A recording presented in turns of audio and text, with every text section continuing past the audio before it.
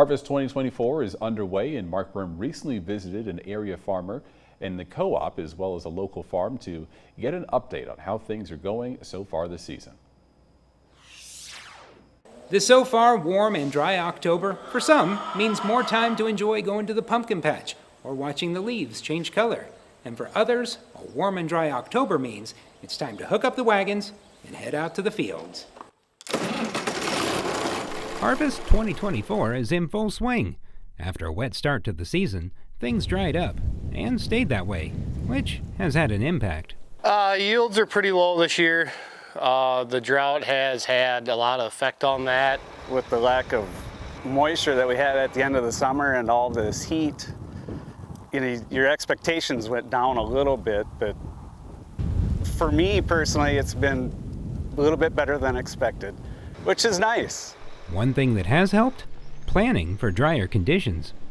Well, we've been planting a lot more drought-tolerant corn hybrids and bean hybrids that can, withstand a little bit of this drought conditions.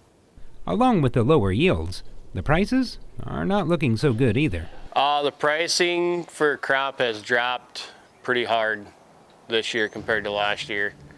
It went down slow, but when it dropped and it's not really going back up like it should right now.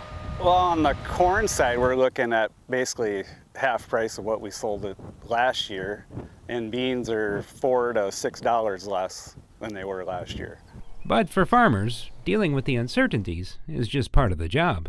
That's just the cycles of farming and, the ups and downs. It's a typical year for around here.